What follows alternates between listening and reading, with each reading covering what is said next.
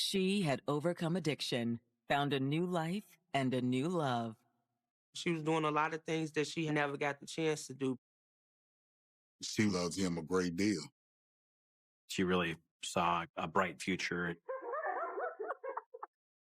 But now the darkness has swallowed her again. She just disappeared in the middle of the night.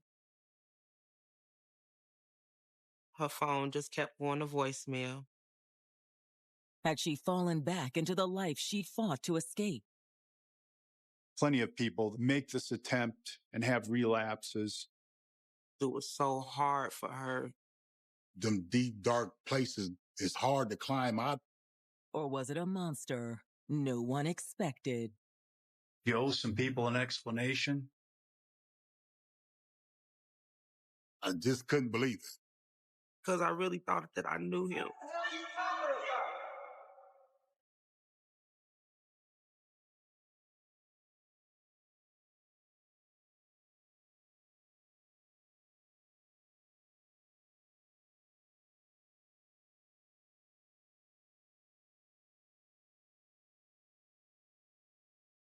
November 13th, 2008. It's Thursday morning in Rock Island, Illinois, one of the Quad Cities that bracket the banks of the Mississippi as it flows between Illinois and Iowa. The Quad Cities are Rock Island and Moline on the Illinois side, and Davenport and Bettendorf across the river in Iowa. It just seems like one big city. Population-wise, we're probably at about 300,000. Yet it still retains that small-town Midwest feel. It's a good place to live, good place to raise a family. And the Quad Cities, to me, is just real quiet. But the mist has barely burned off the river that quiet morning when Diamond Young gets an unexpected call at 7:15. I answered the phone, Hello? and it was my niece's voice. Diamond? Grandma's not here. What do you mean she's in there? I woke up and she was gone. The little girl lives with Diamond's mother, 50-year-old Robin Young. Is Papa there? Papa is what the little girl calls her grandmother's boyfriend, 59-year-old Chuck Harris. She was calling me from Chuck's number. Robin's granddaughter said that Charles had come early to pick her up and take her to school. He would do that occasionally. He had a very good relationship with the granddaughter. With Chuck there, Robin's daughter breathes a sigh of relief. I'm like, maybe she got called into work, and she called Chuck and had Chuck come over. Robin was a certified nursing assistant, so she sometimes got called in on short notice. I'll call Grandma at work and see what's going on. Papa can take you to school. But Okay. even after Diamond reassures her niece that everything is okay, there's a nagging worry at the back of her mind. Robin had some difficulties earlier in life that she was working through. She had a rough past, right, with drugs. I had saw her relapse quite a few times. Mama, where are you? The biggest fear when a loved one relapses is that it could be the last time. Call me when you get this. Chicago native Robin Young was known for her loving, outgoing personality. She was a lot of fun to be around. My mom was real spunky. I used to call her a firecracker. And she shared an especially close bond with her two children. I was the second child. I have an older brother. They had a great relationship. She was a good mom.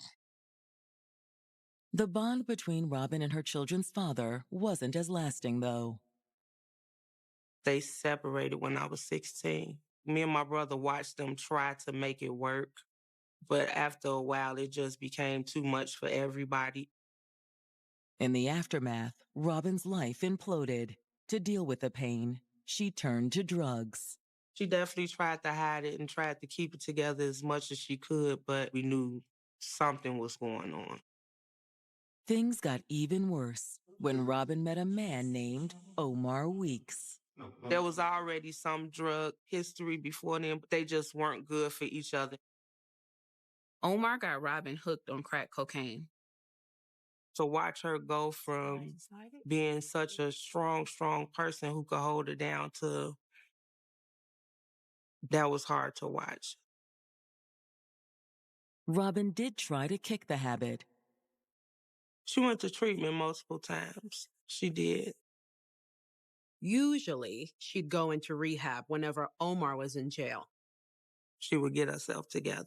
And then when he would get out, she would like relapse. Just light it. When people are in dark places, sometimes it's kind of hard to get out. But in 2005, when Omar went to jail for more than 3 years, Robin tried to make a clean break. I was living in Rock Island, so she came, stayed with me for about 3-4 weeks, and she got her an apartment. Quiet life in the Quad Cities was the change she needed. She was doing good. She was in a good place. She came here and got her life together. Robin took classes to become a certified nursing assistant. I remember her being nervous because it had been so long since she had been to school. She got her certification and a job at a local nursing home. She took a lot of pride in her job. She took very good care of the patients. She just generally is a nurturer. That same nurturing spirit showed in Robin's loving relationship with her granddaughter. I think it speaks volumes that she took her granddaughter in and allowed the granddaughter to live with her. I believe that my mom felt like she could right some wrongs with me, with my niece. She was making the most out of her second chance. Robin also opened herself up to love again with a man named Chuck Harris. He was a really nice guy, nice looking guy, clean cut, very friendly. Like Robin, Chuck was a Chicago native who'd come to the Quad Cities looking to start over. He had a long history of drug abuse. They met in Narcotics Anonymous. They had some of the same struggles. And like Robin, he'd turned his life around. Charles worked at a treatment and rehabilitation facility in Davenport. He was down to earth. He was quiet. He seemed like he was a humble guy. They were good with each other. They were real cute together. Chuck also helped Robin take care of her granddaughter. She called Charles her papa. It was always them three together. It seemed like everything was going great. A big rainbow flower. He was happy and she looked very happy.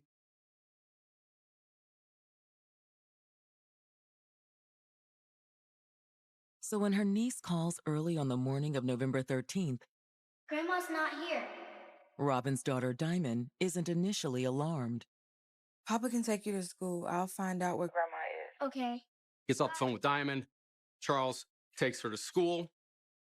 Diamond figured that her mom had just gotten called into work early and slipped out before her granddaughter woke up.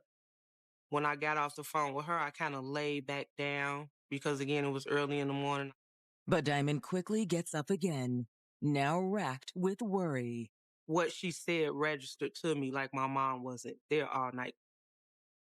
Robin just would not leave that child alone overnight. Mom!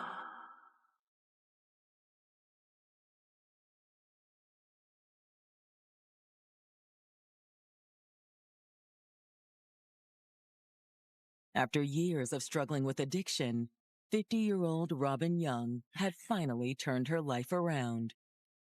She started over, just feet hitting the pavement. She just took off. She was taking care of her granddaughter, her son's daughter. I'm drawing a huge rainbow flower. She had a good job. And she'd found love with a new boyfriend, Charles Harris. It seemed like they was in a good place. But now Robin has disappeared. Robin's granddaughter woke up and saw that her grandmother wasn't home, which was very unusual. While Robin's boyfriend Chuck takes the 10-year-old to school, Diamond desperately tries to reach her mother. There's no way that Robin would just take off and leave her granddaughter. Mama, where are you? Call me when you get this. her phone just kept going to voicemail. And so I called her job. They said she wasn't there. Diamond was very concerned. I done contacted everybody that I know that would even know anything about my mom. Even more odd, when she tries to follow up with Chuck, she can't get a hold of him either. Called him like 3 times and he never answered. Unable to reach Chuck, Diamond goes to her mother's apartment. Mom! I went over and like kind of looked around to see if like was her purse gone or her little wallet. The wallet is there. Weird. But Diamond notices that some things are missing. Her debit card wasn't in it. Robin's cell phone was also nowhere to be found inside the apartment. Is it possible Robin had run off without telling anyone? Robin had a history of drug addiction, so a relapse wasn't out of the question.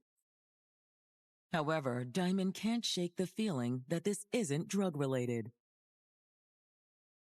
To just disappear, she would never do that. Diamond couldn't help but think that her mom may be in real trouble. After searching her mom's apartment, Diamond picks up her niece from school. I took her back to my mom's house and I was asking her, well, what was she doing yesterday? The little girl says her grandmother had been at work when she got out of school on Wednesday. Charles picked her up from school, brought her home, then left because he said he wanted to get some rest before he had to go into work that night.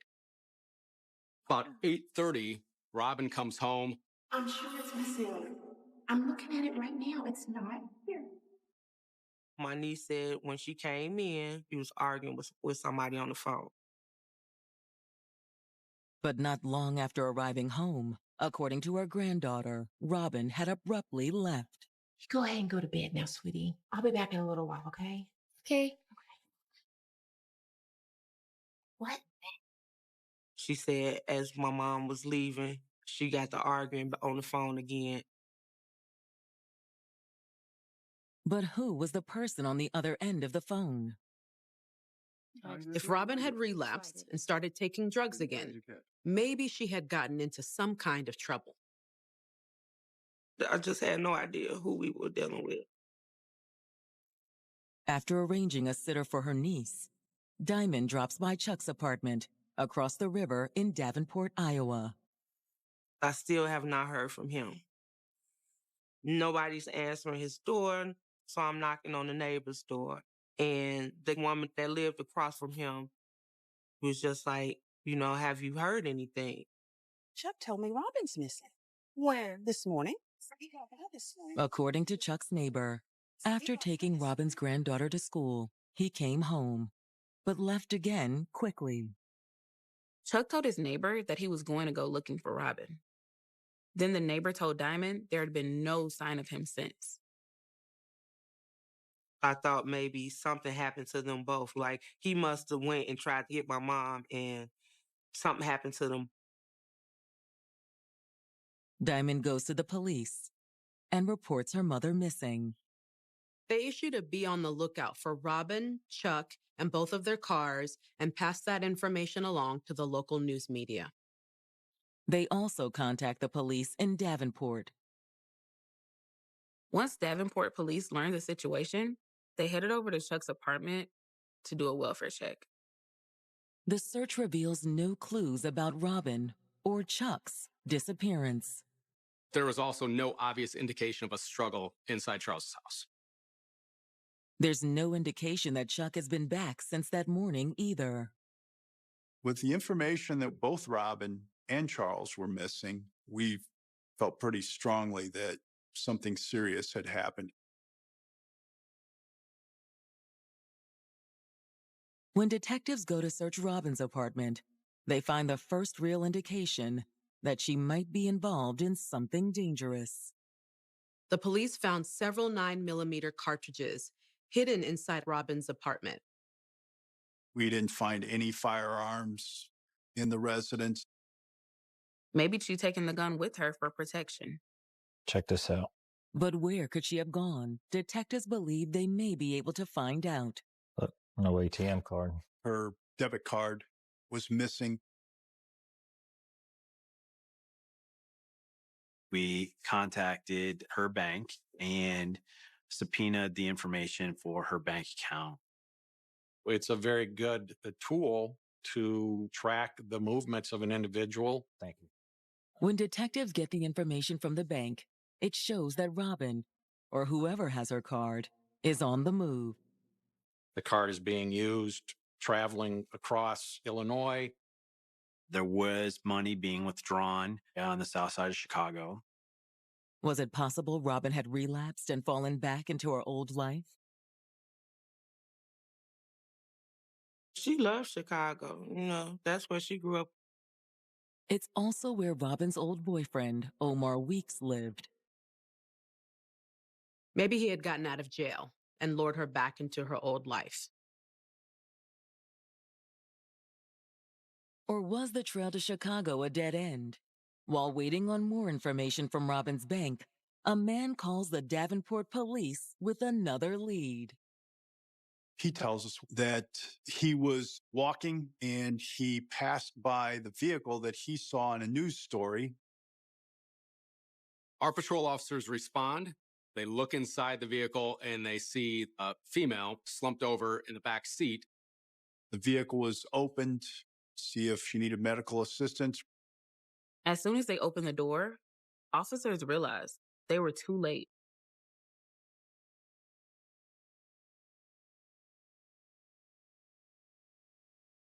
According to the National Institutes of Health, more than half of the 5 million American drug users who receive addiction treatment are likely to relapse or overdose later.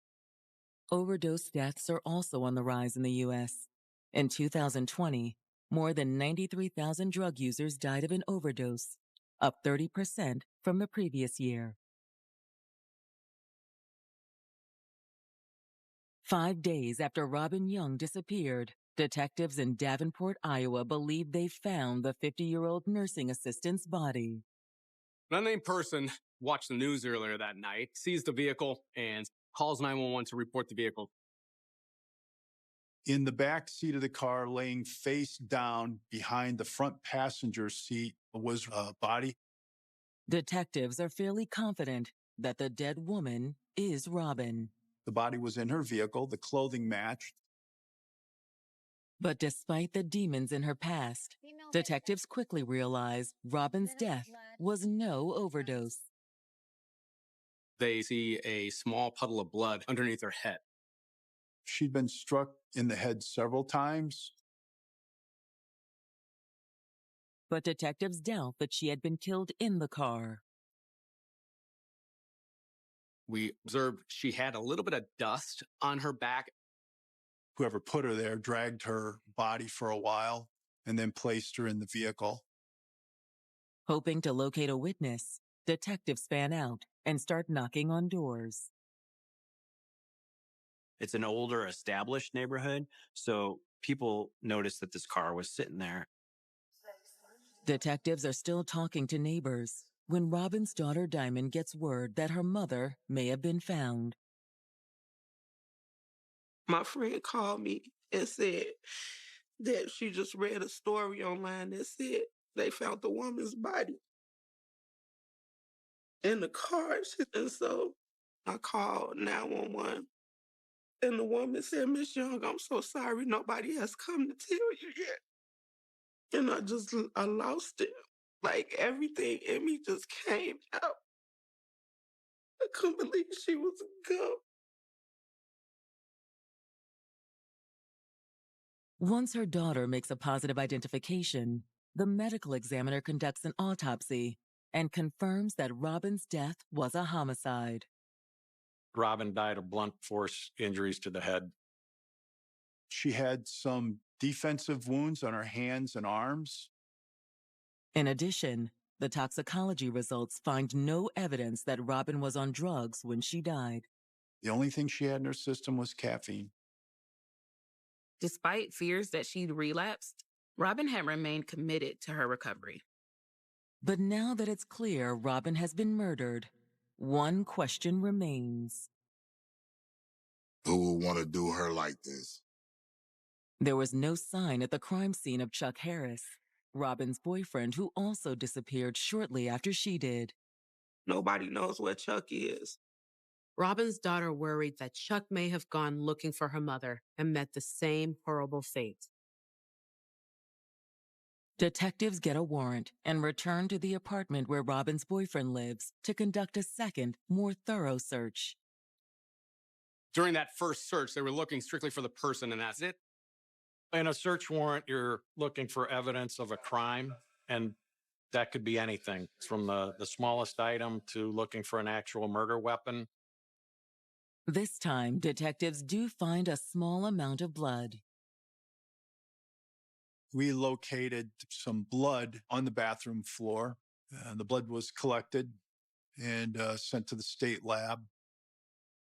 But is the blood Robin's or Chuck's? As much as Chuck cared about my mom, he would be trying to figure out what's going on. So I'm even thinking like maybe they got him too.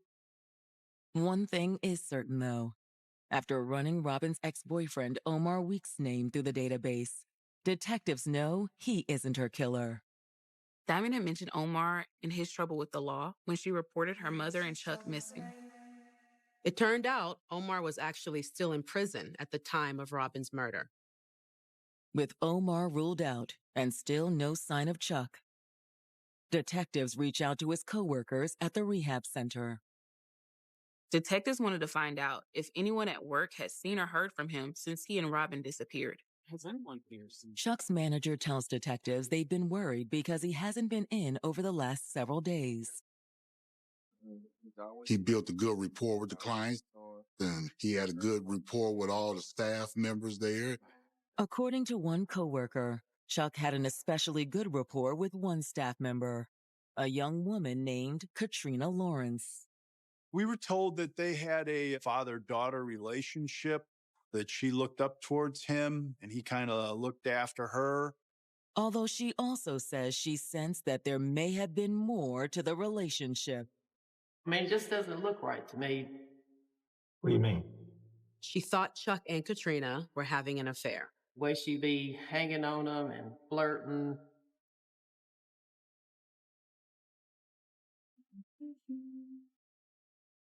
Detectives investigating the murder of Robin Young have learned that her missing boyfriend, Chuck Harris, may have been seeing another woman on the side. He was very close with the woman he worked with at the rehab center. It just doesn't look right to me. One of their coworkers even suspected that he and the woman had a sexual relationship. But when detectives bring 23-year-old Katrina Lawrence in for questioning, she denies there's any sort of romantic relationship. Seems like you were pretty close. Who told you that? We're just friends. That's all. So where were you last Wednesday night? I was at work. Katrina tells detectives she works third shift at the rehab center. It's a place where people with drug and alcohol problems go, and they need around-the-clock employees there. However, an alibi isn't all that Katrina offers them. Chuck was supposed to work too, but he never showed. He called into work and said he was sick. And when we found out that he had called in sick that night, it immediately raised some red flags to us. On the evening Robin disappeared, Chuck had told her granddaughter that he was going into work. So when's the last time you heard from Chuck? The next morning, I saw him at the school. Her children go to the same school that Robin's granddaughter goes to. So as she's taking her children to school, she sees Charles dropping off Robin's granddaughter. He say anything to you? Not much. He was still sick. He tells her that he's going to go back home and go to bed. But detectives wonder if he'd really been sick at all. Arguably, something had happened that changed his plans. Hoping to learn more, detectives pulled Chuck's phone records, which revealed that Katrina and Chuck had a long phone conversation on Thursday morning. The phone call was right around 15 minutes. Katrina hadn't said anything to detectives about the phone call when they interviewed her. However, Chuck's phone records also reveal that Chuck made 2 separate phone calls to Robin on Wednesday night, one at around 8:30 and another about an hour later. Those calls coincided with Robin's granddaughter hearing her argue with someone over the phone. Chuck's phone records don't offer detectives any clues as to his whereabouts, however. There hadn't been any activity on Chuck's phone since Thursday, the day after Robin disappeared. However, the phone records do reveal that Robin and Katrina weren't the only people he'd been in contact with before going silent. He'd also called a woman named Marilyn Black. Charles had talked to Marilyn on the 13th in the early morning. Detectives believe that Robin's murder happened sometime late on Wednesday, the 12th. Telephone records linked Marilyn with Charles after Robin's death. So we brought her down to the police department. Well, what exactly is your relationship with Charles? I guess you can say we hung out. When we sat down with Marilyn, she was very evasive. But when detectives press, Marilyn eventually admits that her relationship with Chuck was physical. Marilyn knew that Charles was with Robin as well. She considered herself kind of a side girlfriend of his. He would call her and they would get together and meet. She says she hasn't talked to Chuck in a couple of weeks. She denies any phone calls between the two of them on the 12th and the 13th. Detective Noonan shows her, hey, we have the phone records. We know how many times he called you. Okay, he called me. So what? What did you talk about? I don't remember exactly. You could tell that she was trying to protect Charles in some way. The detectives keep pushing. She lied and denied it for quite some time. And then finally, what we were able to get from her was that he came over to her residence about 2 or 3 o'clock in the morning on the 13th. He gave her $20, said, "This will be the last time you see me." Did he say why? She admitted he told her that he and Robin had been arguing, and he told her that something went very wrong. He wouldn't tell me what it was about. But she does say that something Chuck had told her in the past made her fear the worst. He would tell her that when he got mad, he would turn into Chucky. Chucky? You know the dolls in the movies, the ones that come alive? The one that kills people? Yeah. He portrays himself to the outside world as a very quiet, respectful person, but we really start realizing how violent and dangerous he really is. But it's not until they pull Chuck's criminal records that detectives learn the staggering truth. Charles Harris had a very violent criminal history. His problems extended beyond drugs. He had killed before.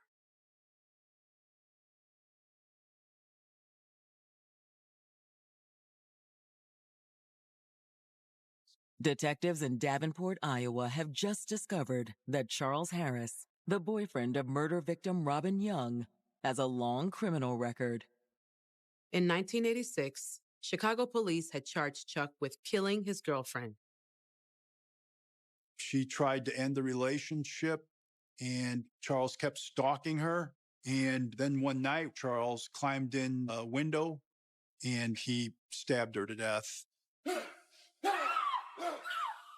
Charles was convicted of voluntary manslaughter and served a little over 3 years before being released on parole. 4 years later, he was arrested again. He had another very violent domestic assault in the Illinois part of the Quad Cities. 1994, he's married. His wife wants a divorce. She gets a protective order.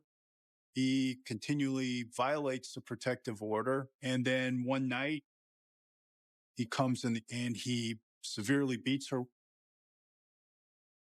She spent some time in the hospital.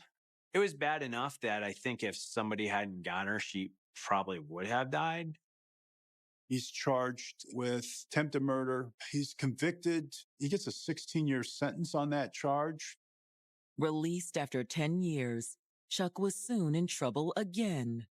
In 2005, he is dating another woman. That relationship goes badly. He breaks her arm. He had a very, very violent history, particularly when it came to women. With every relationship that he had, where the girlfriend wants to break it off, and as soon as that happens, Charles reacts violently. But while detectives believe Robin may be the latest victim of Chuck's violence, they don't have a clear picture of what unfolded. Until a woman named Charlene Tate comes forward. Charlene's a mutual friend of Robin and Charles. You said you have some information for us. What kind of information? It's just some things that Robin had said to me. She was worried about Chuck. Robin told Charlene that Charles was becoming very possessive, very jealous.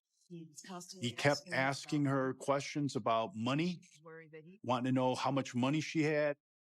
My mom was constantly getting raises at work. She was such a good worker. So at one point, she was making more money than him.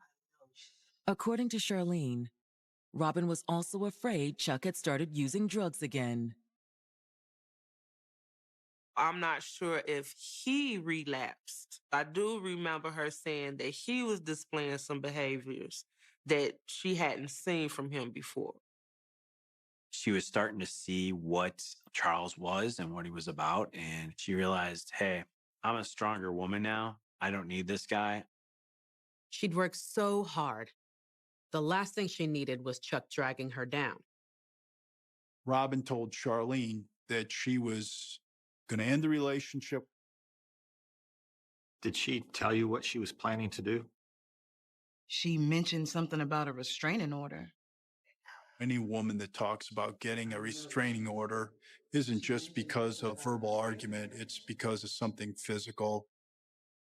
Charles Harris is a person whose way of solving problems is through violence, certainly when it comes for women.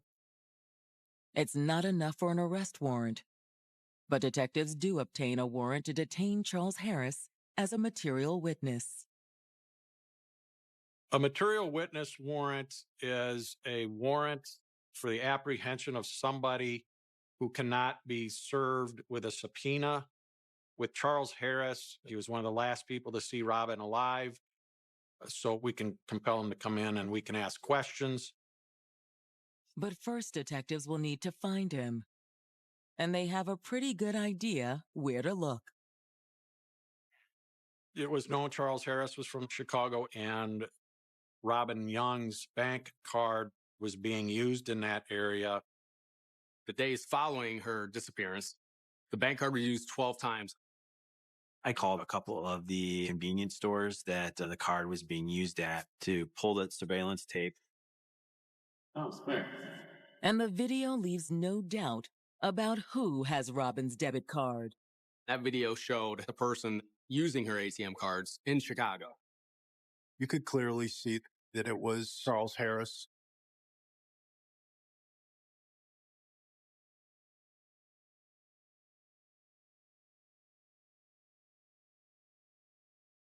I needed my mom. I knew I needed her, but when she passed away, that just took everything. It just really just destroyed me, and I did not know how much. And then to know that she was taken by the hands of somebody who claimed to love her, who sat in your house, he just portrayed himself as somebody else. I think that's what hurt the worst. Detectives investigating Robin Young's murder have uncovered evidence that her boyfriend, Chuck Harris, is likely the one who killed the 50-year-old nursing assistant. He had my mom's debit card, and he was using her debit card. Detectives had surveillance video from a Chicago convenience store that showed Chuck using the card. He walks into the gas station, goes right to the ATM, take money out of her account. In the week following Robin's murder, Chuck had used the card at several locations on the south side of Chicago. So that bank card assisted us in not only proving that he was using the card through surveillance videos, but also helping us track down where he was at. 3 weeks after the murder, Chicago police track him down. They locate him on December the 2nd, driving in the city of Chicago. Vehicle takes off, leads him on a pursuit.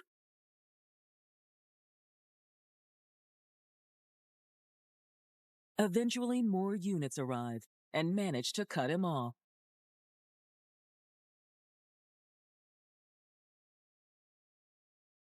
He abandons the car and leads him on a foot chase.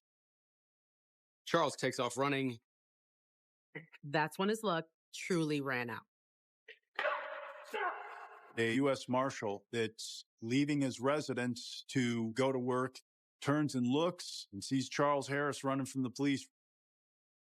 After a quick tackle by the off-duty marshal, police take Chuck into custody. He was in the Chicago Police Department's lockup. So we went down there. You owe some people an explanation. Yeah. Especially one little 10-year-old girl.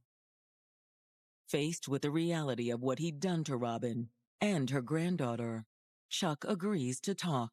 He looked completely defeated. His explanation was that Robin had told him the relationship was over the afternoon on the 12th. She told him to get out and that he went home. But according to Chuck, Robin had showed up at his apartment later that night. Apparently, that's where Robin went after she sent her granddaughter to bed. He said as soon as she came over, they started to argue. We were arguing about money. At least that's all we were arguing about.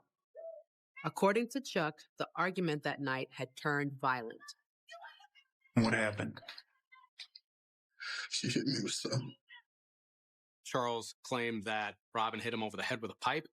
What happened after she hit you? I hit her back. It's a very similar story to Chuck's previous attack on his ex-wife. These two situations are almost exactly the same. There's an argument that goes too far, hits her, and blames it on the woman. But no matter how much he spins the story, detectives consider it a confession. They charged him with first-degree murder. I believe he couldn't handle the fact that Robin was breaking up with him. It's not here. So he decided to lure Robin to his apartment. I think what happened was when she tells him we're done, Charles takes her debit card. It's not here. That was his way of setting the trap. She demands it back. He says, I'm going to give it to you, but you got to come over here and get it. Okay, I'm coming. She hangs up the phone and tells her granddaughter, I'll be right back. Bye. I love you. But she'd never come back from Chuck's apartment.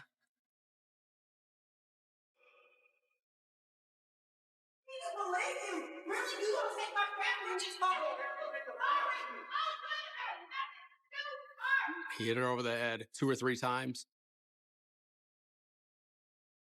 He then put Robin's body in the back of her car, drove away from his place, and left her there.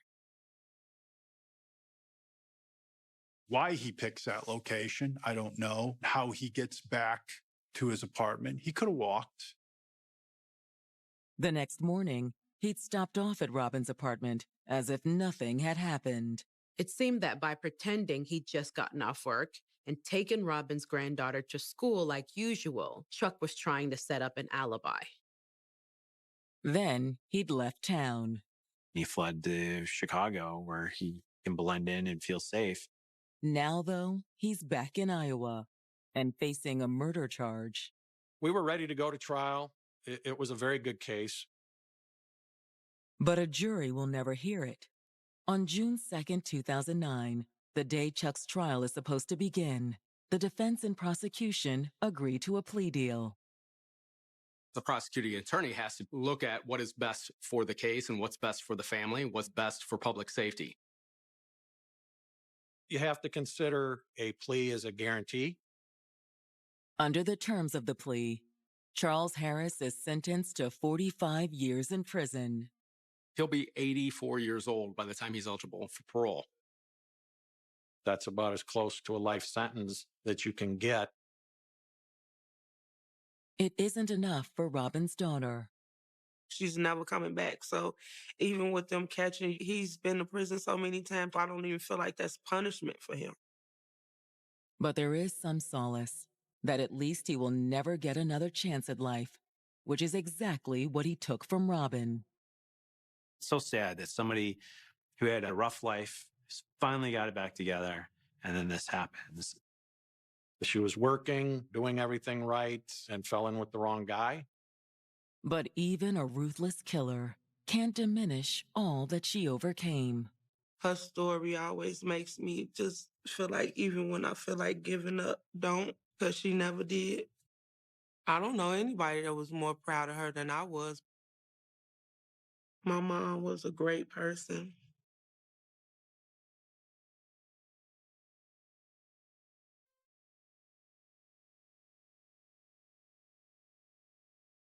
The Altar of Avarice, a tale of two deceptions. Prologue, the weight of faith. In the desert, faith is not just a belief, it is a survival mechanism. When the heat of the Arizona sun strips the moisture from the air and the horizon shimmers with the promise of water that isn't there, people look for an oasis. For thousands of retirees in Phoenix, that oasis was the Southern Baptist Church. It was a place of cool shadows, soft hymns, and the ironclad promise of eternal security. People didn't just give their souls to the church. They gave their life savings, believing that a foundation built on the Word of God could never crumble. But security is a fragile thing. It depends entirely on the hands that hold it. 2,000 miles away, in the gray, wine-swept streets of Chicago, faith took a different form. It was the faith a patient placed in a doctor, the belief that the man in the white coat, with the gentle smile and the steady hands, was a healer bound by an ancient oath. In the cramped apartments of the elderly, a doctor's visit was a sacred ritual of hope. Both stories began with a handshake and a prayer. Both ended in the cold, clinical light of a courtroom. This is the chronicle of how greed wears the mask of God and how a stethoscope can hide the heart of a killer. Book 1, The Desert Mirage. Chapter 1, The Sanctuary of Sun City. Bill Anderson wiped the sweat from his brow as he stood in the garage of his Sun City home. The air was a thick, dry blanket that smelled of baked asphalt and dust, the kind of heat that made the very ground feel like an oven. He was 70 years old, a retired plant manager who had spent 40 years ensuring that massive machines ran on time and gears meshed without friction. His hands were calloused, the skin like old leather, and his back was slightly bent from decades of leaning over blueprints. Despite the physical toll of his years, his heart was full. In the kitchen, he could hear his wife, Pat, humming at him something soft and melodic about leaning on everlasting arms. The sound was a miracle in itself. 3 years ago, a life-threatening brain aneurysm had nearly taken her. He remembered those nights in the ICU. The rhythmic hiss of the ventilator, the only sign she was still there. He had prayed like he had never prayed before, promising everything if she were spared. When the miracle finally came, when the surgeon stepped out and told him she would live, they didn't just return to their old lives. They gave themselves entirely to the Southern Baptist Church. They were engrossed, as Pat liked to say, their gratitude manifesting as an absolute, unflinching devotion. They were baptized in the cooling waters of the Arizona Southern Baptist Convention, feeling a peace that the frantic, competitive corporate world could never offer. Bill, the man from the foundation, is here, Pat called out. Her voice was steady and warm, a stark contrast to the frail whispers of her recovery years. Bill straightened his shirt, checked his reflection in the grease-smudged mirror of the garage, and walked inside. This visit was about stewardship, a word that carried the weight of Scripture in their household. To Bill, stewardship wasn't just about saving money for a rainy day. It was about growing the kingdom of God. The salesman, a man named Henderson, had a smile that seemed to radiate a genuine, warm light. He sat at their dining table, which Pat had polished to a high shine. Henderson didn't look like a high-pressure stockbroker in a pinstripe suit. He wore a simple polo shirt with the foundation's logo and carried a leather binder that looked as worn and respected as a family Bible. Mr. Anderson, we aren't here to chase the whims of Wall Street or line the pockets of greedy shareholders, Henderson said, his voice dropping to a respectful, conspiratorial tone. The Baptist Foundation of Arizona is a bridge. On one side, we have the faithful who have worked hard and deserve a secure retirement. On the other, we have the Lord's work low-income housing for the elderly, food banks in the inner city, and missionaries in lands that have never heard the word. When you invest with us, your money becomes the fuel for that mission. Bill looked at the charts Henderson laid out.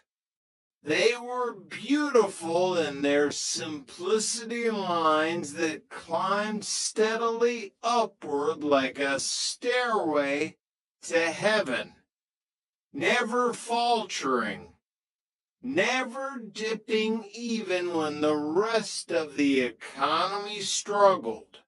10% interest.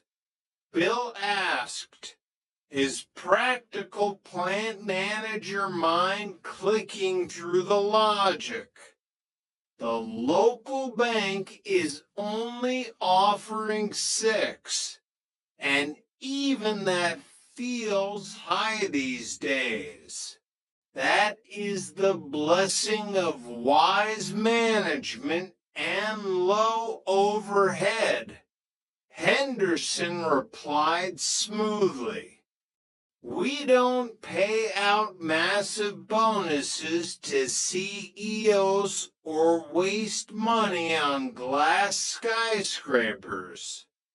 We reinvest in the kingdom.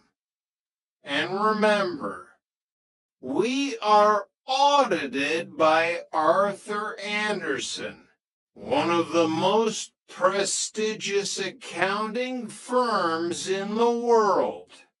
They give us a clean bill of health every single year.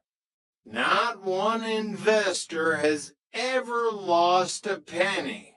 It's safer than a mattress and more rewarding than a gold mine. Bill looked at Pat. She reached across the table and took his hand. Her eyes were shining with trust. It feels right, Bill, she whispered. It feels like we're finally using what we have for something that matters. They signed the papers. They moved their entire life savings, $200,000, into the foundation. As Henderson left with their future in his briefcase, Bill felt a sense of profound satisfaction. They were secure. They were part of something holy. Chapter 2. The Prophet of Profit. William Kratz was more than a man. He was an icon. When he walked into a Southern Baptist convention hall, the atmosphere shifted as if a celebrity or a prophet had arrived. People didn't just shake his hand, they gripped it, seeking some of the financial and spiritual anointing that seemed to cling to him like expensive cologne. As the president of the Baptist Foundation of Arizona BFA, he had taken a sleepy $2 million nonprofit and transformed it into a multi-million-dollar empire. In his plush Phoenix office, Kratz stared out at the sprawling desert landscape. To Kratz, it was a canvas of infinite profit. He saw commercial developments rising from the sand, retirement communities where there were only cacti, and a legacy that would be talked about for generations. Kratz was a man of vision, a lifelong Southern Baptist who felt he had a direct calling to build the foundation into a magnificent machine for God. But by the early 1990s, that vision had become a mask for a desperate, spiraling reality.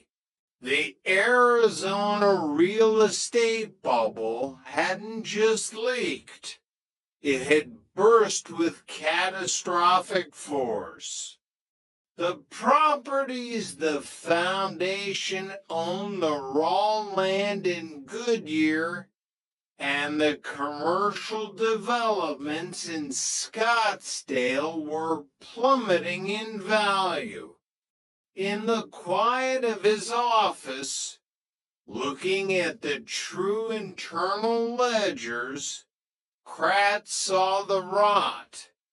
A normal man would have admitted the failure, liquidated the assets, and told the truth to the convention.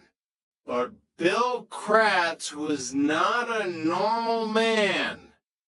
He was a financial genius for God. In his mind, failure was not just a professional setback. It was a spiritual embarrassment that would discredit the very cause he claimed to serve.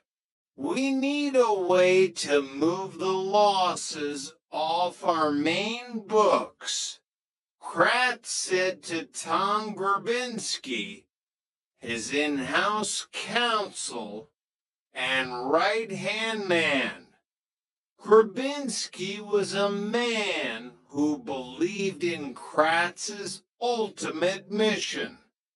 If the end was holy, they believed the means could be flexible. The auditors from Arthur Andersen are starting to ask questions about the valuation of the raw land, Grabinski noted, his voice low and steady. Then we create a buffer, Kratz replied, his eyes narrowing as he plotted. We'll set up a series of entities. We'll start with Allo. We transfer the losing properties to Allo at market value, prices we determine based on future potential, not today's harsh reality. Allo pays the foundation with IOS notes receivable. On our public balance sheet, we don't have a loss. We have a prestigious asset, a promise to be paid. And where does Allo get the money to eventually pay those notes?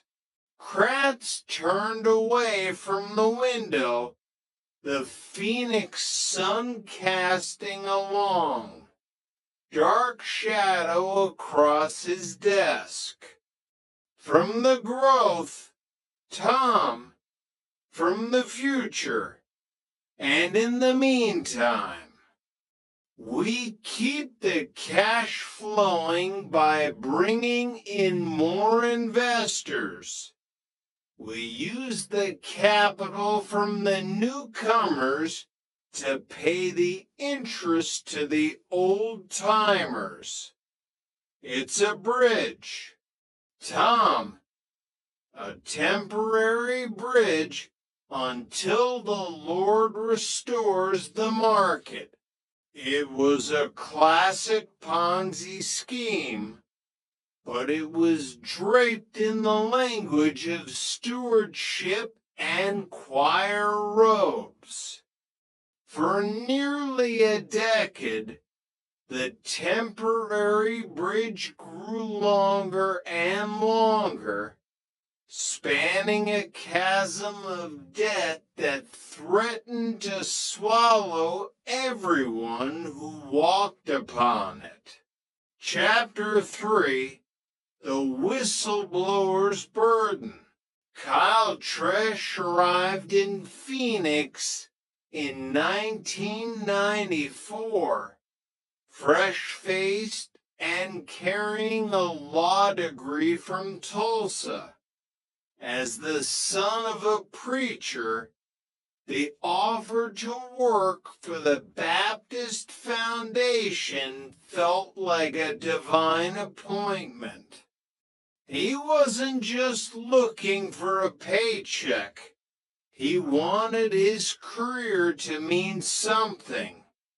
He wanted to protect the church. At first, the office environment was intoxicating.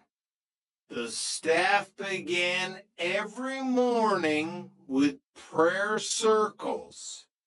But Tresh, whose mind was trained for the cold, unyielding logic of law, began to notice small, nagging discrepancies.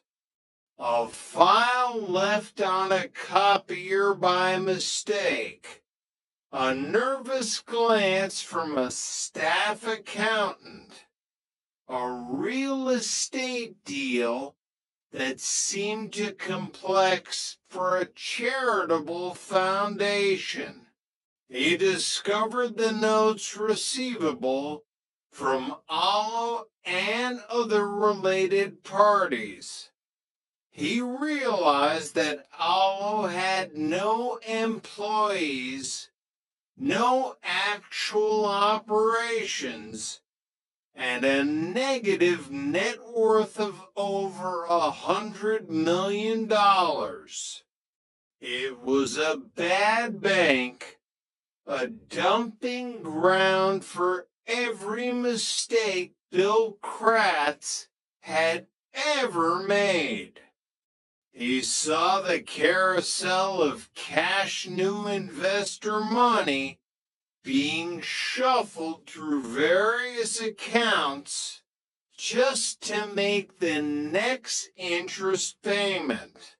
The holiness of the office began to feel like a suffocating shroud. He sat in his small office, looking at a photo of his father in the pulpit. How could he stay silent while people like the Andersons were being led to the slaughter?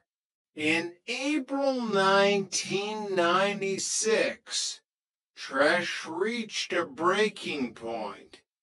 He gathered for staff accountants who shared his concerns, and they requested a private meeting with Kratz and Grabinski.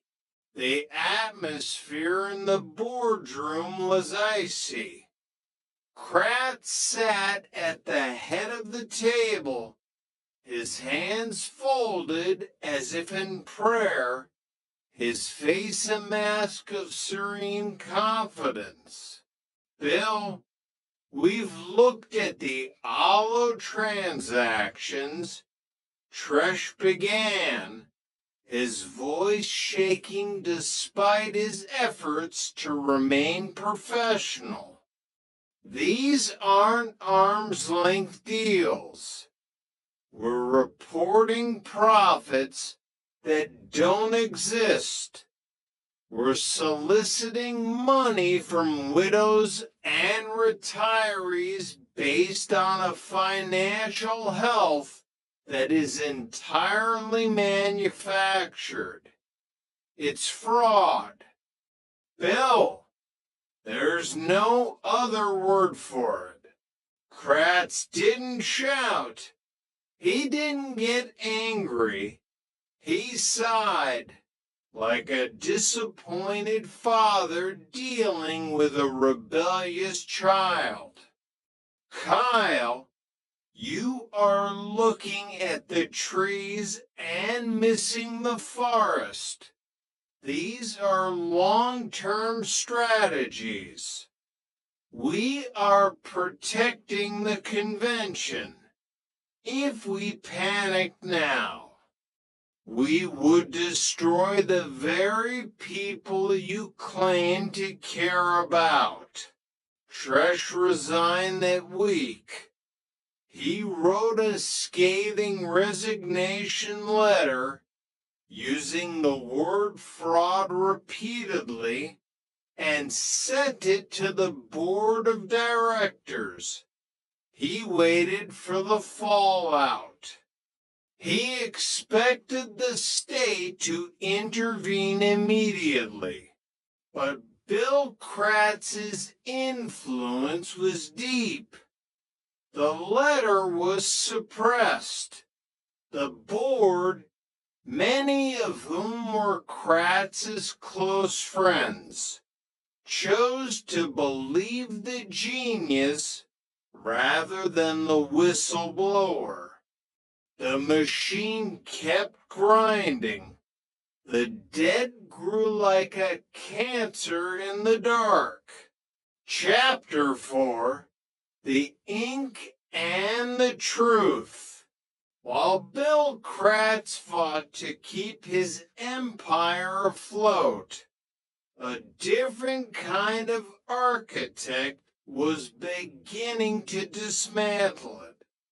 Terry Green Sterling, an investigative reporter for the Phoenix New-Times, was a woman who lived in the details.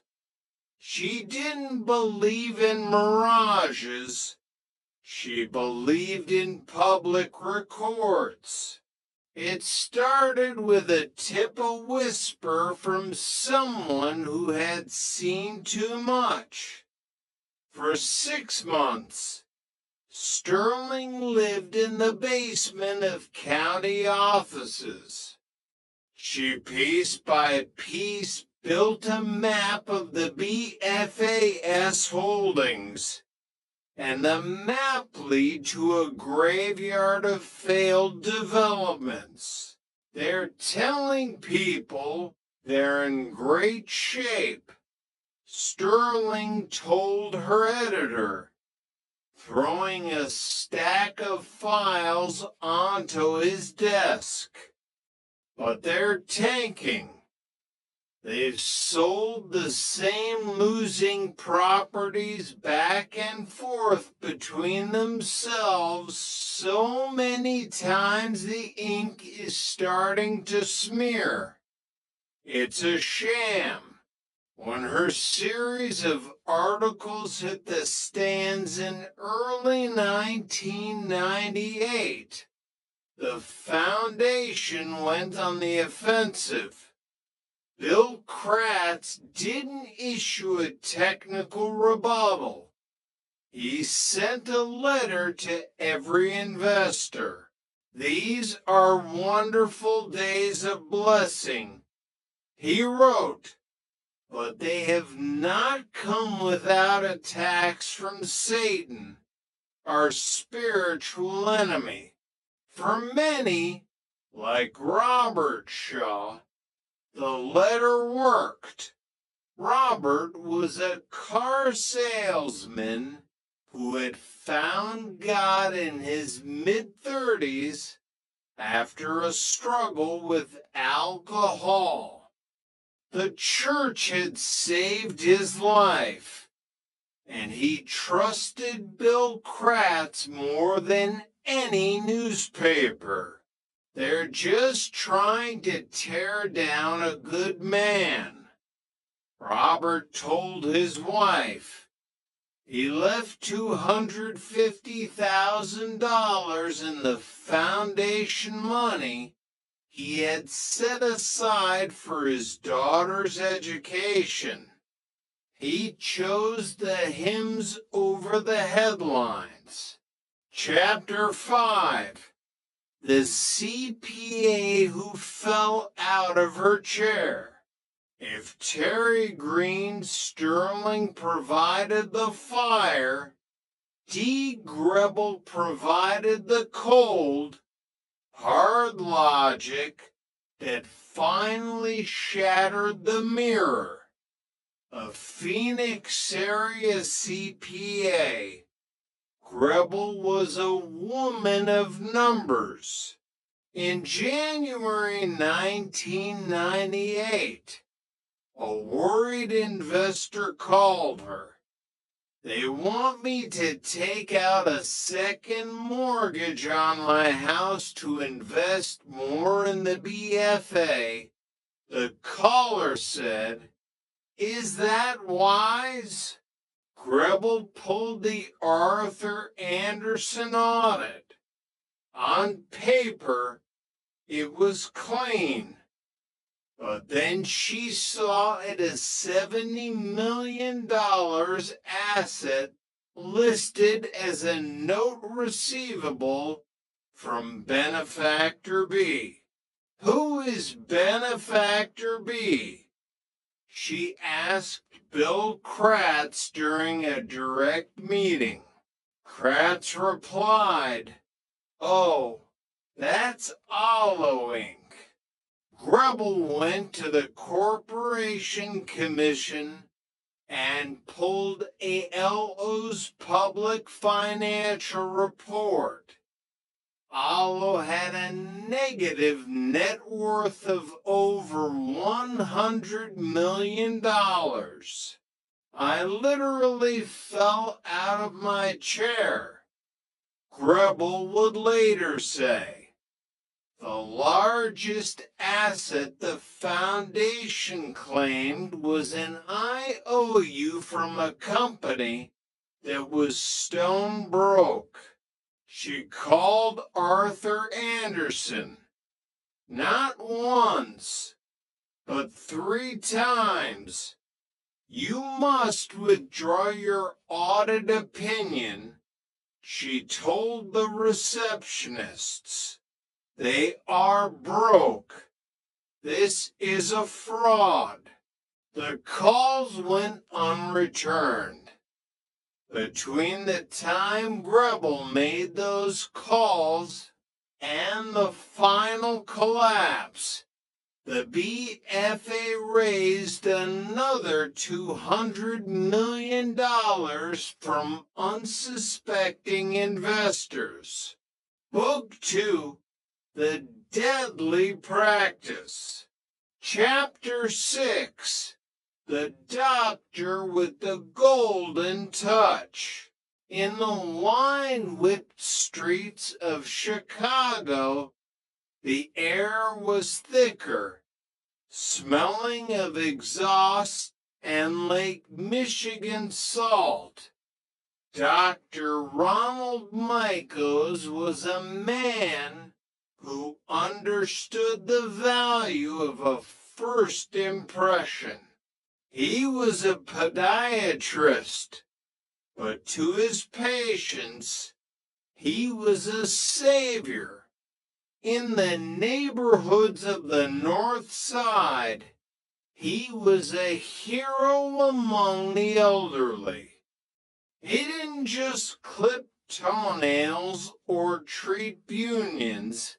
He brought sandwiches. He drank tea with 80-year-old widows in their cramped, dimly lit apartments. You're a saint, doctor, one patient told him as he finished a routine checkup. Maiko smiled, a warm, practiced expression. I just care about your mobility, Mrs. Gable. But when Maiko's returned to his office, the saint vanished. He sat at his computer, his fingers flying over the keys as he entered billing codes for Medicare. On the screen, Mrs. Gable hadn't just had her nails trimmed.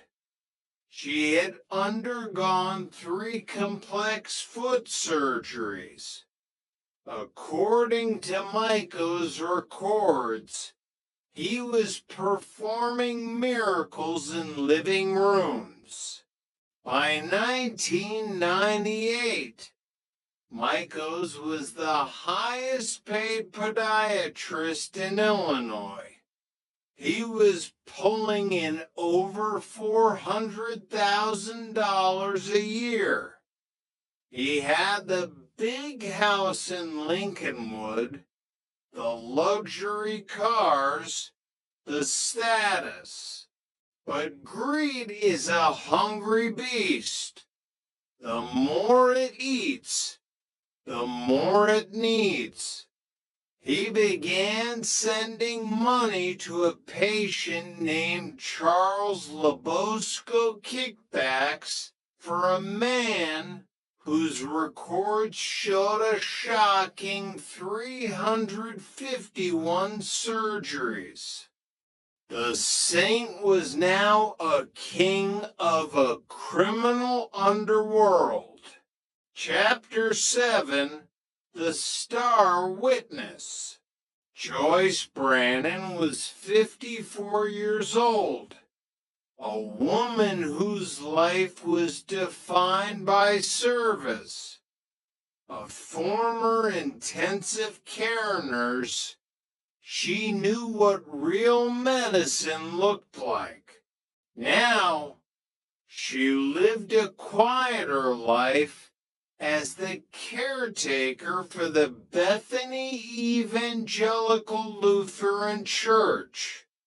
She lived in the church basement, a space filled with books and the quiet peace of the sanctuary above. She was also a patient of Dr. Ronald Maiko's. The first time she received an explanation of benefits from Medicare, she thought it was a clerical error. 70 surgeries, she whispered. I haven't had a single incision. She was a nurse. She couldn't let it go. When investigators Pete Tyler and Renee Reyes knocked on her door in September 2001, Joyce didn't hesitate. Honey, I know what a foot surgery is, she told Renee. Dr. Maiko's hasn't done anything to me but trim my nails. He's stealing, and he's using my name to do it. But Maiko's knew she was talking. He had been tracking the investigation with the precision of a hunter. He had a Palm Pilot filled with notes on every patient. Next to Joyce Brannon's name, he had written, interview went poorly. She knows too much. Michaels was desperate. His Medicare payments had been suspended. He was living out of his car. He called Joyce. He pleaded, I have a family. Joyce, don't you care what happens to me? Joyce Brannon gave him the only answer she could. You should have thought about that before you did this. Ronald, this is wrong. Chapter 8, Silence in the Basement. Sunday, January 27, 2002. The church was quiet after the morning service. Joyce Brannon sat in her basement apartment, perhaps reading a book or preparing for her grand jury testimony scheduled for the following Monday. She didn't hear the door open. She didn't hear the footsteps of the man who knew the layout of the church as well as she did. She was found in a sitting position, facing the window. She had been shot 6 times with a .22 caliber revolver. One shot was point blank to the head. The routine white-collar case had just turned into a murder investigation. Book 3, The Reckoning. Chapter 9, The Dust Settles in Phoenix. Back in Arizona, the mirage had finally evaporated. In August 1999, the state forced the Baptist Foundation to stop. 3 months later, it collapsed into the largest nonprofit bankruptcy in U.S. history. Nearly $600 million was gone. Bill Anderson sat in his garage. He was 80 now. He had suffered to heart attacks. He was working as a handyman, carving wooden ornaments to sell for grocery money. Pat was working as a caretaker for people younger than herself. How could they use the church? Bill, she asked one evening. How could they use God to steal our lives?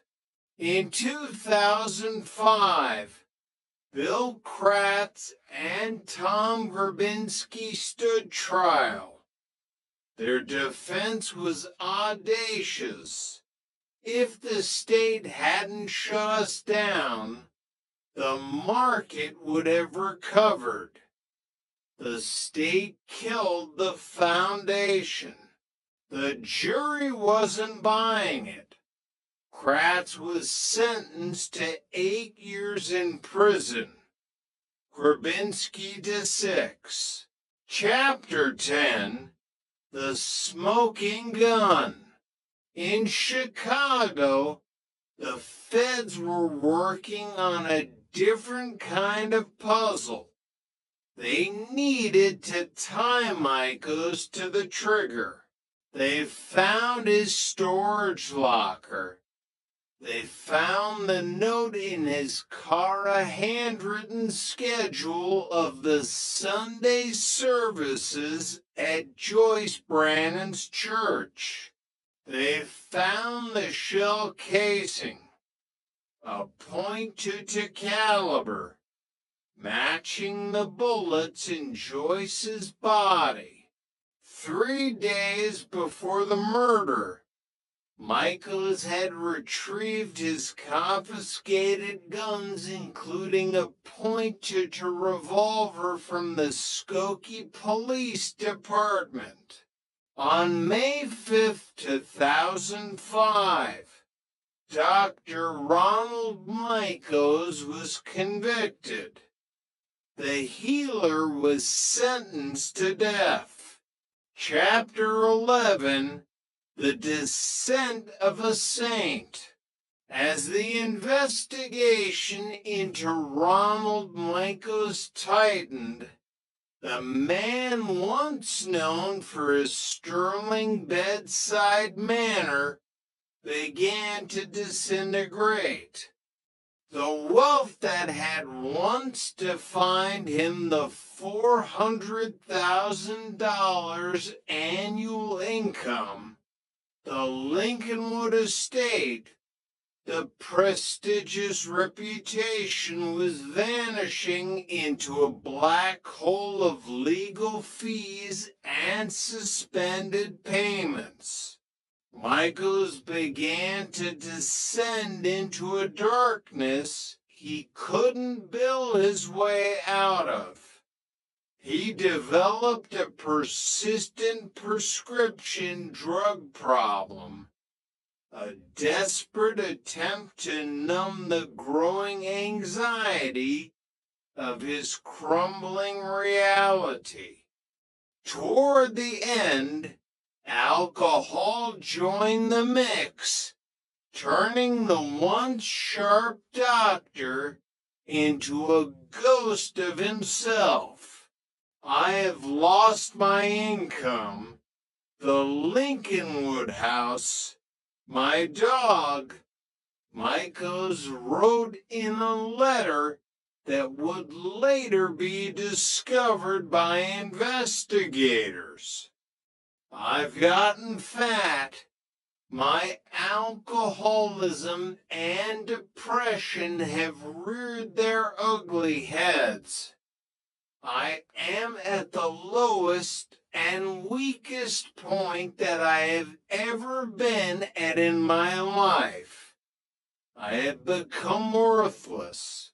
He was forced to live in his car, a cramped, mobile tomb filled with the remnants of a life built on fraud.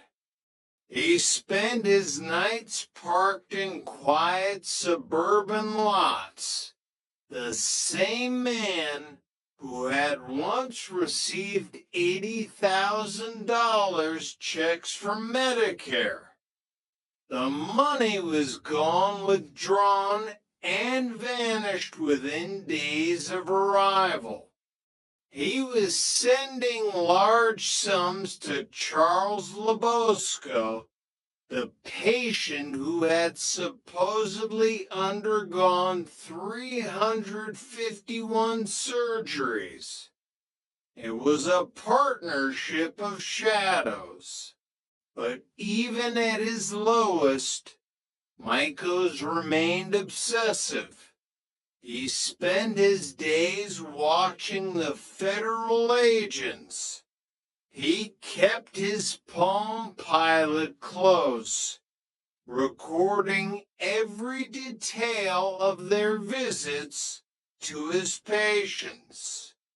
He noted the physical descriptions of the agents, their badges, the questions they asked. He was a hunter who was slowly realizing he was the prey. Chapter 12, The Schism of Faith.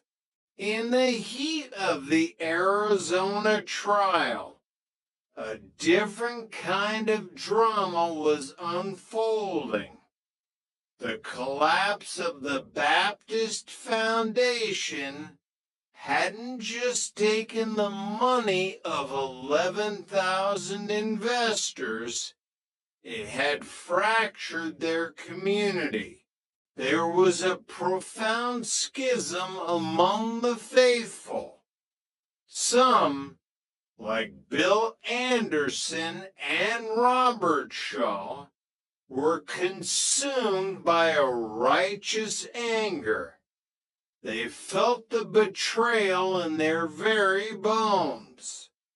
Every time they saw Bill Kratz in the courtroom, looking like a harmless grandfather, they felt the weight of their lost years and their daughter's tuition. I wanted him to go to jail. Bill Anderson told a local reporter, his voice cracking. I would like to have been the one to turn the key, but others remained under Kratz's spell.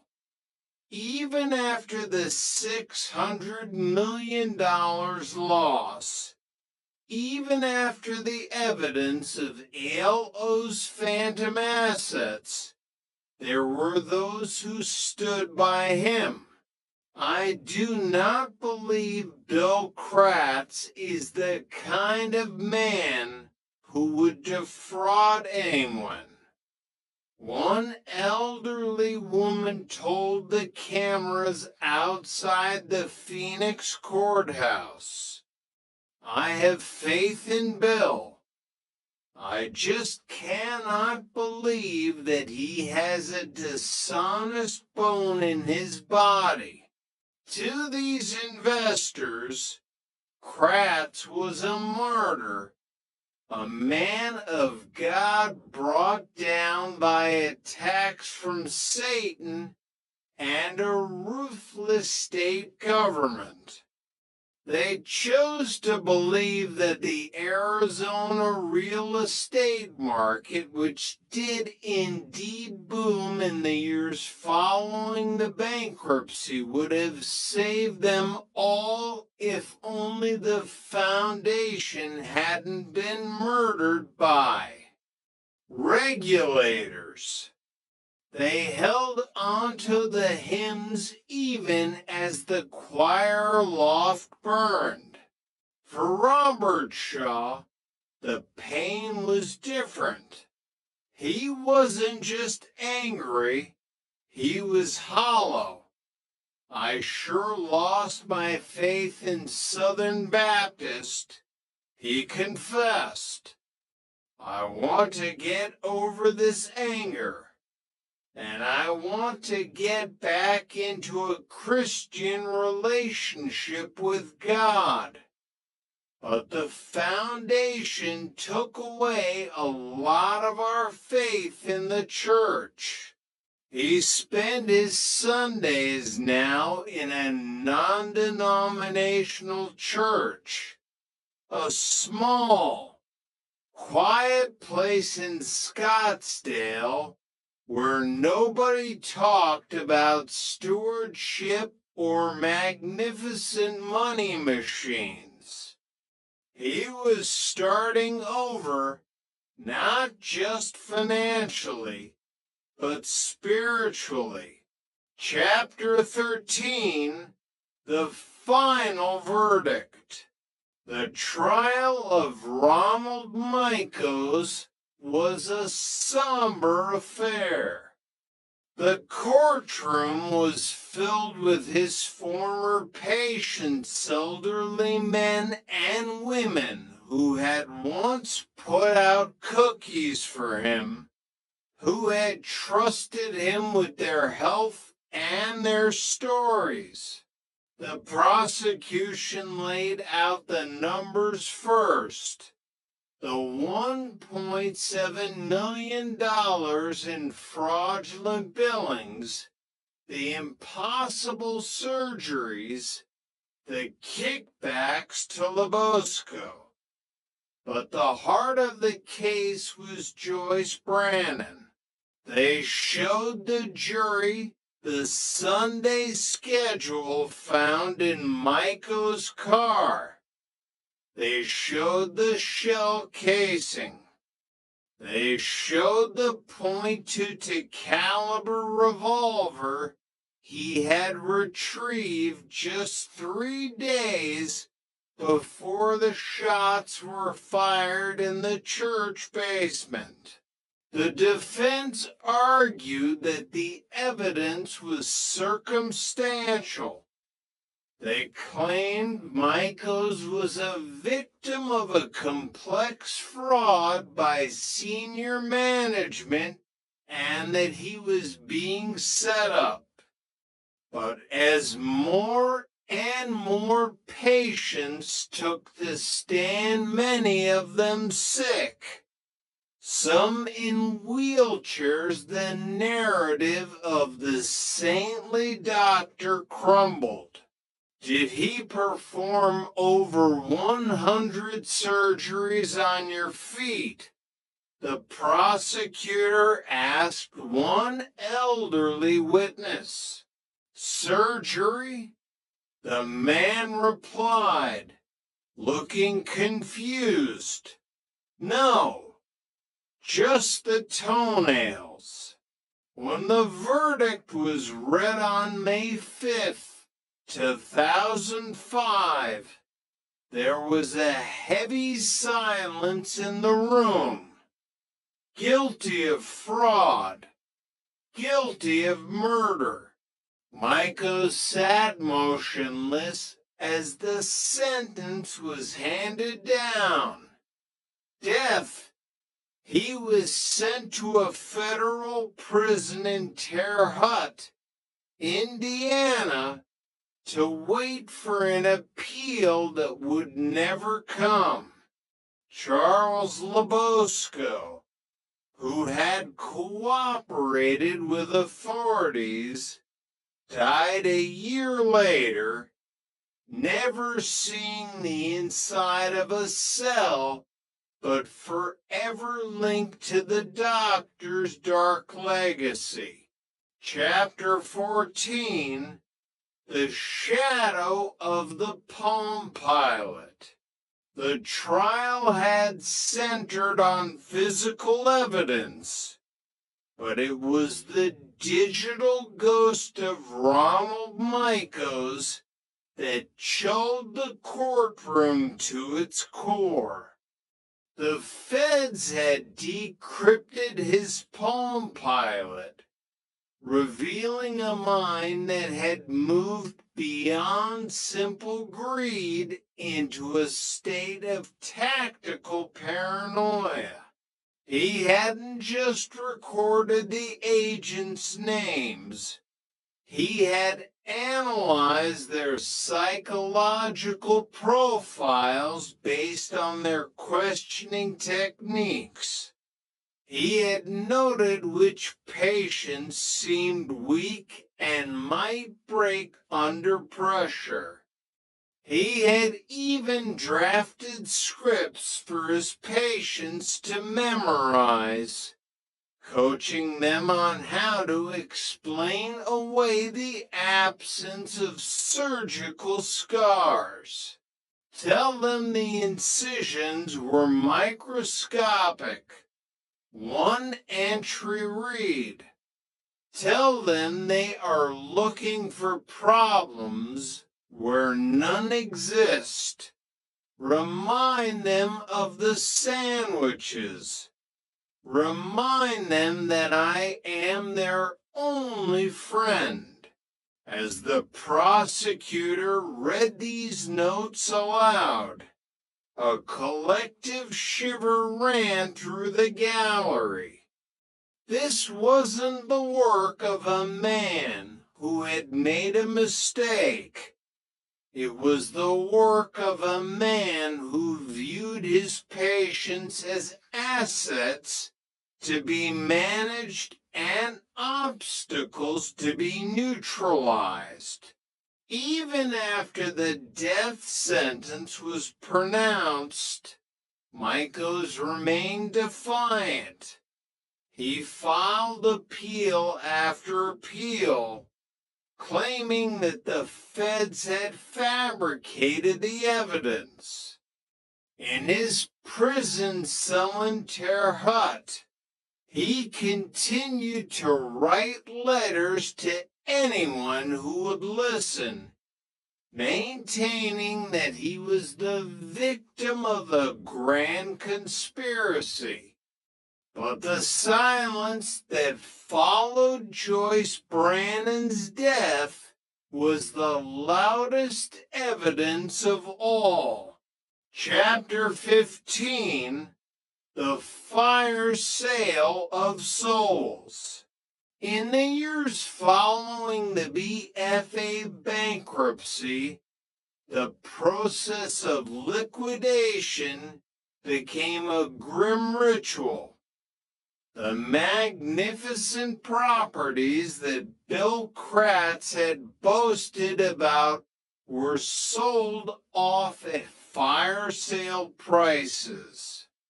Raw land that was once valued at $70 million on the foundation's books was sold for a fraction of that amount. The money was slowly clawed back, but it felt like blood from a stone.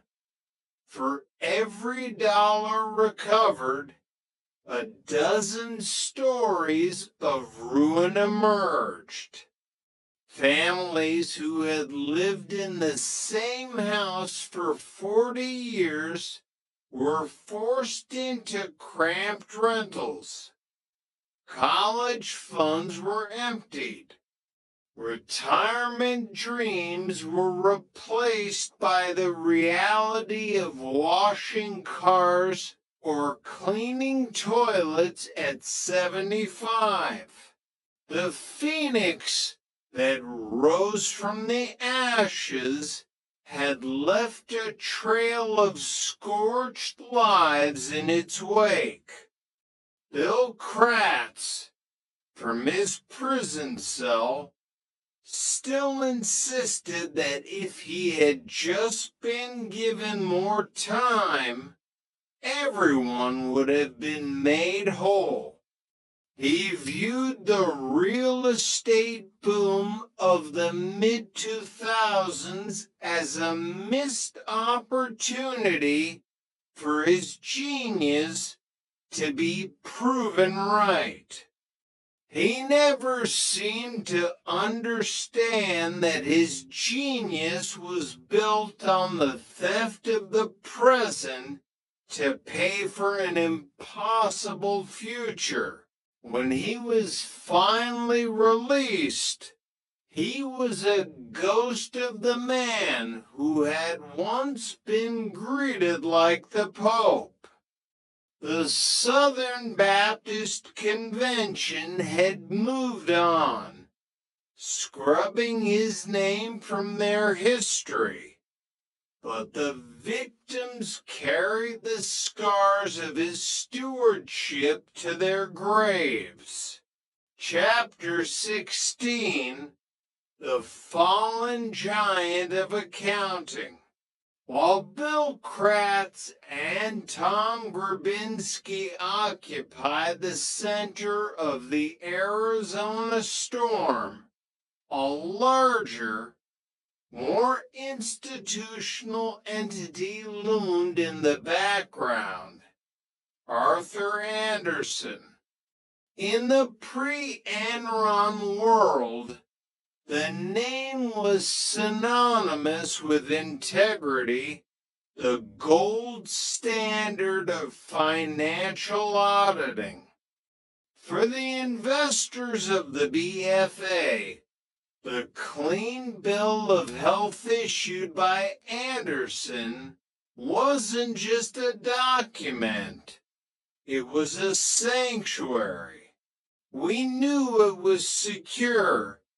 Bill Andersen often recalled, because Arthur Andersen said it was.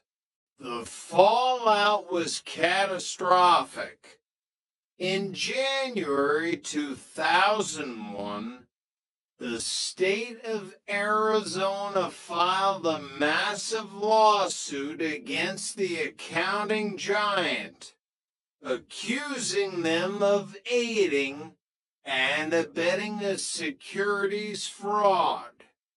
The evidence was damning.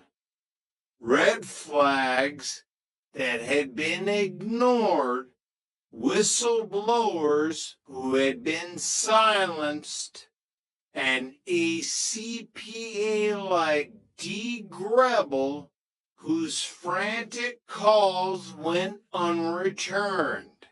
Even more shocking was the discovery of a roadmap provided to Anderson in 1997 by a former BFA staff accountant. The map detailed exactly where the bodies were buried, the sham sales, the alo debt, the circular flow of cash. Anderson had looked at the map, folded it, and issued another clean opinion. The settlement, when it finally came in 2002, was record-breaking. Arthur Anderson agreed to pay $217 million to settle the litigation. It was the beginning of the end for the firm, which would soon be completely obliterated by the Enron scandal. For the BFA victims, the money allowed them to recoup nearly 70 cents on the dollar, but it couldn't buy back the years spent in fear or the health loss to stress. They gave them a pass on something they shouldn't have, a victim remarked, and in doing so, they sold out our lives. Chapter 17, The Car Washer's Prayer. Robert Shaw stood in the middle of a rental car lot in the blistering Phoenix heat, a sponge in one hand and a bucket of sudsy water in the other. He was in his late 60s, a man who should have been enjoying the fruits of a long career in car sales. Instead, he was scrubbing hubcaps for minimum wage. The $250,000 he had lost in the BFA wasn't just a number. It was his daughter's future. When the foundation collapsed, he hadn't told his wife for 2 weeks. He was too embarrassed, too ashamed of his own trust. I didn't tell my daughter, Robert whispered to himself as he rinsed the sedan. I didn't know if she was really going to stay in school or not. He had sold his house. He had taken on side jobs, dog walking, dog grooming, anything that paid a few dollars. He had washed cars for 6 months just to bridge the gap until his daughter's financing came through. Every car he washed was a prayer for her education, a silent plea that she wouldn't have to bear the burden of his stewardship. His hands were cracked from the chemicals, and his back throbbed by the end of every shift. But the hardest part wasn't the labor. It was the Sunday mornings. He stayed away from the Southern Baptist churches now. The hymns that once brought him peace now sounded like the background music to a robbery.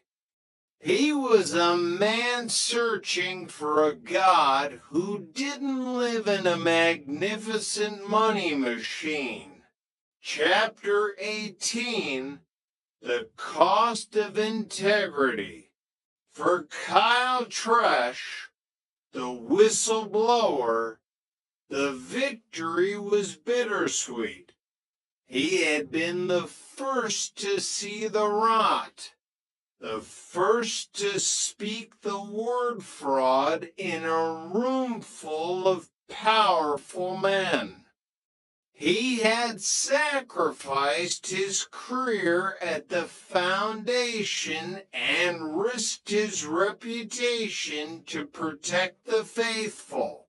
But the world often treats whistleblowers with a cold shoulder. After his resignation, Tresh found himself an outsider in the community he had grown up in. He had moved from Tulsa to Arizona to serve the kingdom, only to find that the kingdom's gatekeepers were more interested in protecting the prophet of profit than the truth. He watched the trials from a distance, seeing the men he had confronted finally being led away in handcuffs. He felt no joy, only a profound exhaustion.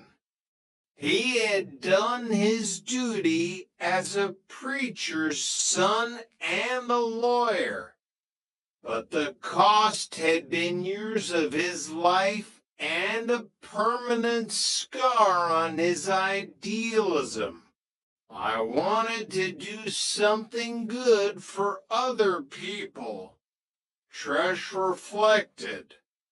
I didn't realize that doing good would mean tearing down the house I wanted to live in. He eventually moved on, his name etched in the legal history of Arizona as the man who dared to blink in the face of Bill Kratz. He had learned the hardest lesson of all, that the truth doesn't just set you free, it often leaves you alone. Epilogue. The cost of the truth. The stories of the desert and the city converge in a single, painful truth. Greed is a predatory animal that wears many masks. It finds the places where we are most vulnerable, our faith in God, our trust in our doctors, our hope for a secure future, and it builds its nest there. Bill Anderson died a few years after the trial, his spirit never fully recovering from the betrayal. He spent his final days in his garage, still carving wooden ornaments, a plant man